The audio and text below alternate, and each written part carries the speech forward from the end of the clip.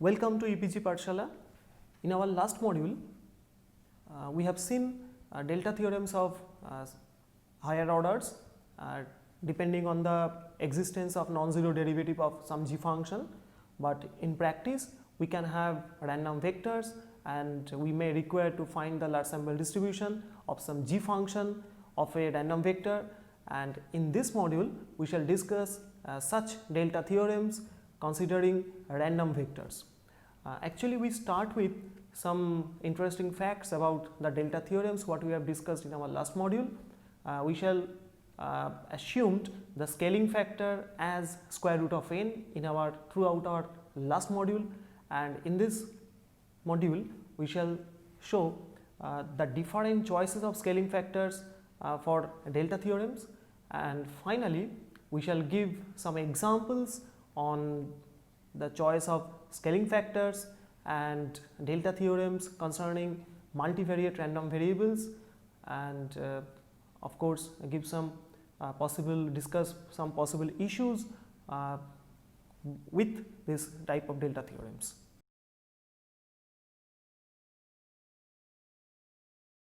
So in this module we shall discuss some possible issues with univariate delta theorem, and then pass on to multivariate delta theorems and provide some examples of these theorems. So first of all, let us start with some interesting issues with delta theorem. For delta theorem, we find that if square root of n multiplied by Tn minus theta converges in distribution to a normal distribution, then under certain conditions the large sample distribution of Gtn is asymptotically normal. So in this case, the first derivative, the square of the first derivative of g dash theta multiplied by sigma square is called the asymptotic variance of Gtn. However, the relation that average variance of Gtn equal to limit n tends to infinity n times variance of Gtn may not always hold. So for example, consider IID sequence of normal variables with mean and variance both unity, and consider Tn as x bar. Then it is an easy consequence of CLT to find that the distribution of square root of n multiplied by Tn minus 1 is converges to a standard normal variable, and as a consequence, if we define Gtn equal to 1 by Tn, then from the delta theorem we find that the average variance of 1 by Tn is nothing but 1. However, exact calculation shows that variance of 1 by Tn, that is mean the variance of an inverse Gaussian distribution, does not exist, and hence we get what we have discussed earlier. So finally, the relation that average variance of Gtn equal to limit n tends to infinity n times variance of Gtn may not always hold. Actually, there are examples, so many examples. We have given some single example. Actually, there are so many examples where this relation does not hold. Next, we pass on to an interesting aspect of delta theorem. For univariate delta theorems, what we have discussed so far, we have assumed the scaling factor square root of n. That is, we have used square root of n Tn minus theta converging in distribution to some having some distribution x, large sample distribution x, and then obtain the large sample distribution of square root of n Gtn minus g theta. So throughout our previous discussion, square root of n is used as a scaling factor, but in practice scaling factor may be other than square root of n. So the best way is to give some examples. Suppose xn are IID rectangular 0 theta variables, and let x ordered n denote the largest order statistic. So define yn as n times theta minus x ordered n. Then the distribution function of yn is nothing but 1 minus x divided by n theta whole to the power n, which is an ordinary sequence, and it converges to 1 minus e to the power minus x by theta for all x as n tends to infinity.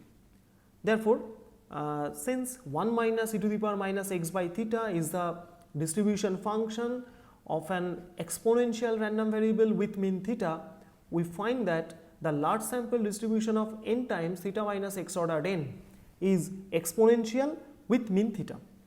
Thus, in this case, we get a scaling factor n instead of the usual square root of n. It can be shown that if we use the scaling factor square root of n in this case, the asymptotic distribution may not be exponential, it might be some degenerate distribution. So, naturally the already discussed univariate delta theorems are of no use in finding the asymptotic distribution of some function g x ordered n if the scaling factor deviates from square root of n.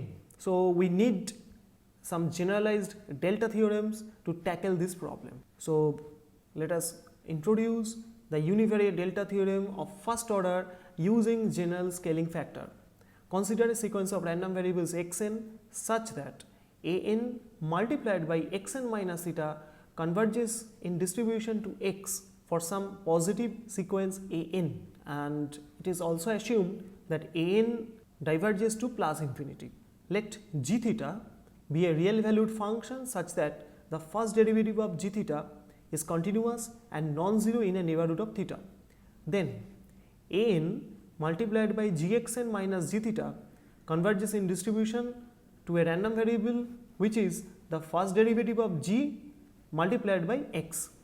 So, as a proof, first of all we note that since an multiplied by xn minus theta converges in distribution to x, then we at once have xn minus theta converges in distribution to 0, converges in probability to 0, and using Taylor expansion we have the representation that an multiplied by gxn minus g theta equal to an multiplied by xn minus theta into g dash theta plus small op1.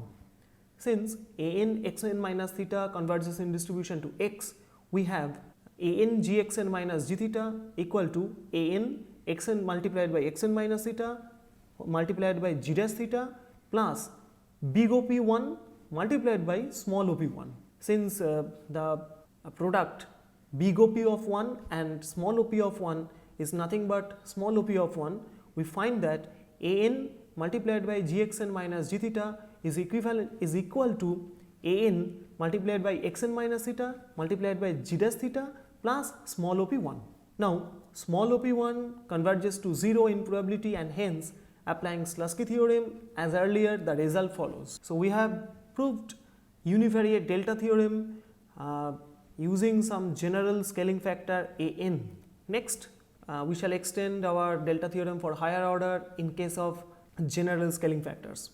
Consider a sequence of random variables xn such that an multiplied by xn minus theta converges in distribution to x as n tends to infinity, and let g theta be a real valued function such that the derivatives of g theta up to order m minus 1 are all 0, but the mth order derivative of g theta is not equal to 0. Then, as earlier, m factorial multiplied by an to the power m multiplied by gxn minus g theta converges in distribution to a random variable which is x to the power m multiplied by mth order derivative of g theta. The proof of the above is an easy consequence of Taylor's theorem of higher orders with random variables, and can be proceeded as earlier, and hence we are not giving to details. So, let us consider some examples. Suppose xn are IID as rectangular 0 theta where theta is positive, and we are interested in some function g which is defined as log of x ordered n. So, it is already known that n times theta minus x ordered n converges in distribution to some exponential random variable with mean theta. So, we define gx as log x, and since g dash x equal to 1 by x which is not equal to 0 at theta, because theta is assumed to be positive, then we can apply delta theorem of the first order, and we get that n times log theta minus log x ordered n converges in distribution to x divided by theta, where x has an exponential distribution with mean theta. Since for an exponential random variable x, x by theta has a standard exponential distribution, we have that the asymptotic distribution of n times log theta minus log x ordered n is standard exponential. So, now we pass on to our next topic, which is on delta theorem for multivariate case. So, consider a sequence of p component random vectors xn, and a fixed p component vector theta such that an multiplied by xn minus theta converges in distribution to some p component random vector x as n tends to infinity. Let g theta be a real valued function such that the gradient vector is continuous and is non-zero in some neighborhood of theta. Then an multiplied by gxn minus g theta converges in distribution to some random variable which is defined as the transpose of the gradient vector multiplied by x, that is the limit random variable is the scalar product of the gradient vector of g at theta multiplied and x.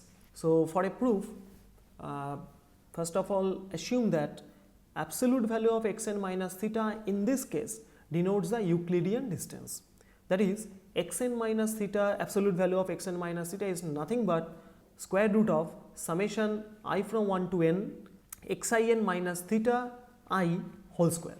Now, assume that the gradient vector is continuous in the neighborhood some epsilon in the neighborhood absolute value of x minus theta less than epsilon. Then for absolute value for x minus theta, absolute x minus theta less than epsilon, using mean value theorem, we have gx minus g theta equal to x minus theta multiplied by integral 0 to 1 g dash theta plus t multiplied by x minus theta dt. Actually, this is the multivariate extension of Taylor's theorem, some multivariate extension, and this theta plus t into x minus theta is some quantity lying between theta and x.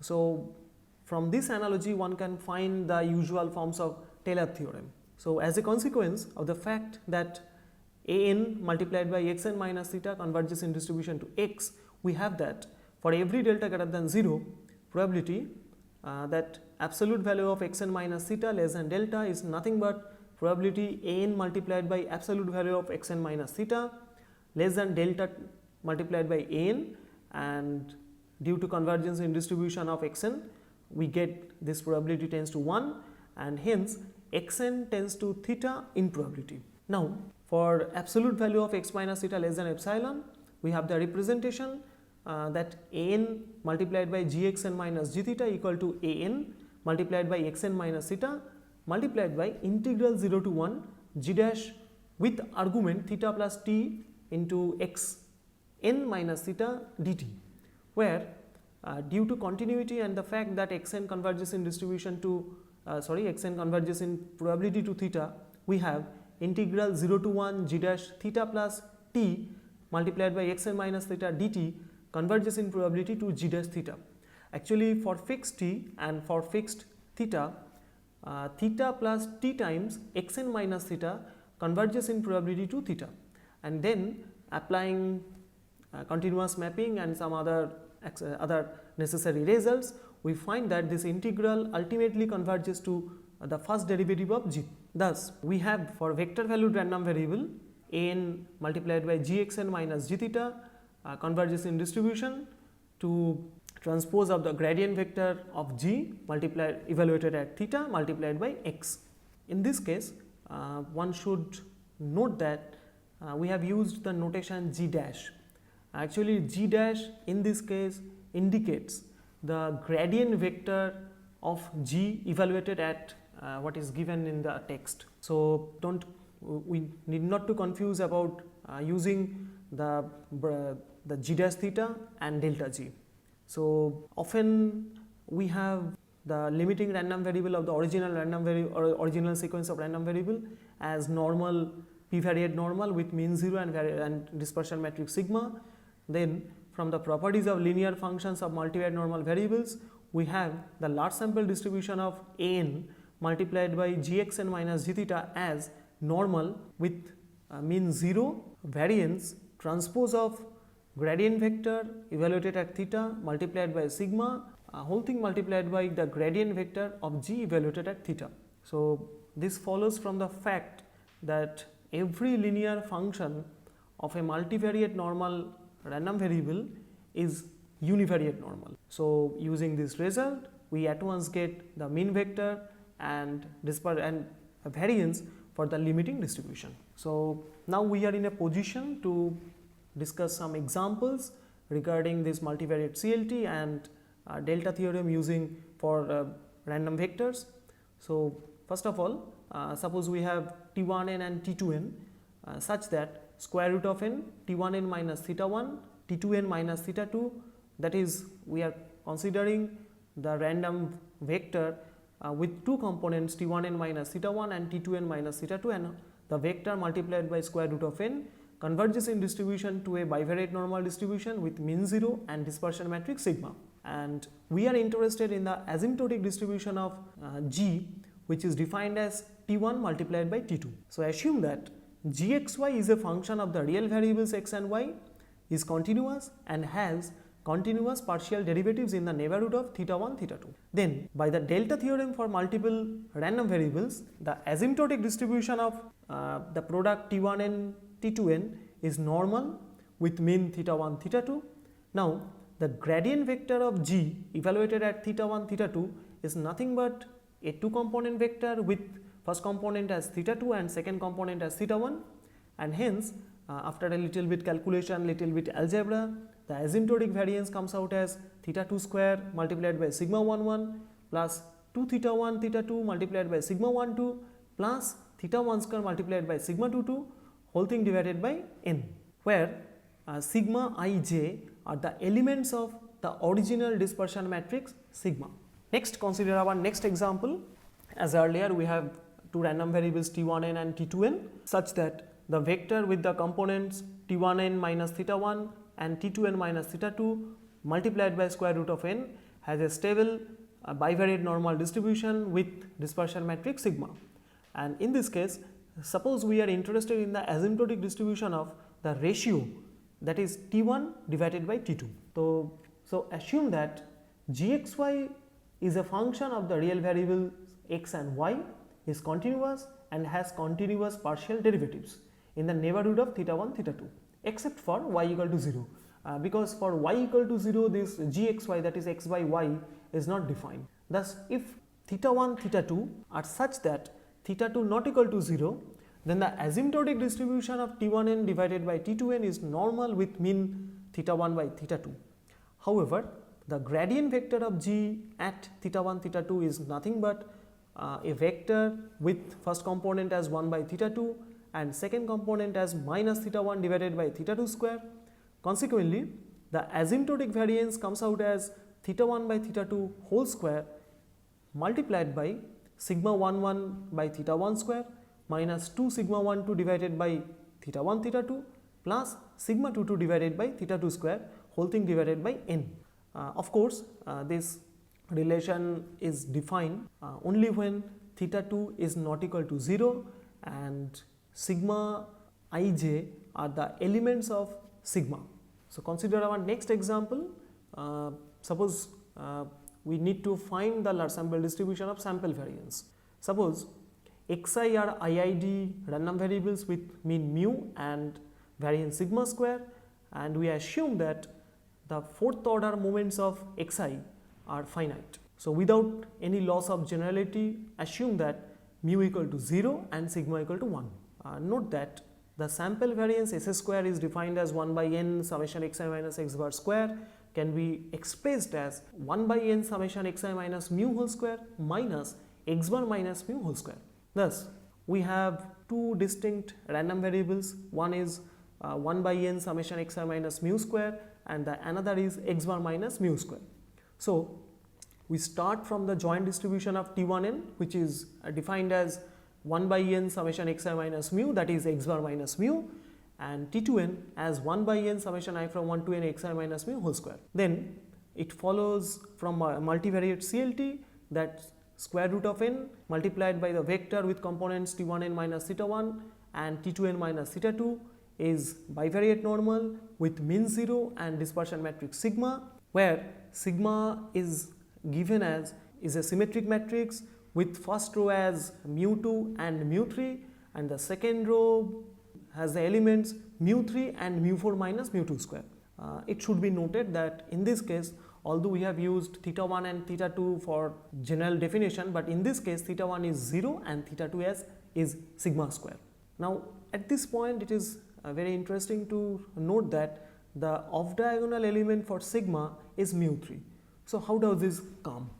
Actually xi minus mu whole square and xi minus mu, these variables are correlated. So the covariance between these two, that is xi minus mu and xi minus mu square, is nothing but mu 3, and we get this quantity as the off diagonal element of sigma. Similarly, when we find the variance of T2n, we find that variance of T2n is nothing but variance of x1 minus mu whole to the power 4 divided by n, and variance of x1 minus mu whole to the power 4 is nothing but mu 4 minus mu 2 square, and therefore we get the lower diagonal element of sigma in this way. Now let us get back to our original problem, that is finding the large sample distribution of s square. So we define gxy equal to y minus x square, then gxy is continuous and has continuous partial derivatives in the neighborhood of theta 1 theta 2. Since the gradient of g at theta 1 theta 2 is a vector with elements 0 and 1, we find that this gradient vector is non-zero, and we find from the delta theorem with multiple variables that square root of n s square minus mu 2 converges in distribution to a normal variable with mean 0 and variance as given in the text. Now after a little manipulation, we find that the asymptotic variance, which is expressed as a quadratic form, is expressible as mu 4 minus mu 2 square. So if the underlying distribution is normal, then mu 4 equal to 3 times sigma to the power 4, and hence in such a case the asymptotic variance reduces to 2 times sigma to the power 4. As an easy consequence of the delta theorem, we find that square root of n s minus sigma converges in distribution to normal distribution with mean 0 and variance mu 4 minus mu 2 square whole thing divided by 4 times mu 2. Actually we have discussed large sample distribution of s square, and then s is a function of s square, and using our original delta theorem for univariate setup we get this distribution, and under normality we find that square root of n s minus sigma converges in distribution to a normal variable with mean 0 and variance sigma square by 2. So we have just seen how delta theorems are important in statistical literature, and we have just seen how delta theorems for vector valued random variables can be used to find some sample summary measures. We have obtained the large sample distribution of sample standard deviation and sample variance using this method. In our next module, we shall discuss delta theorem for vector valued functions g, and this result we shall see will enable us to find the large sample distribution of sample moments and some functions of it. And as for example, we have functions like sample coefficient of skewness and sample coefficient of kurtosis. However, we start the module with large sample distribution of coefficient of variation.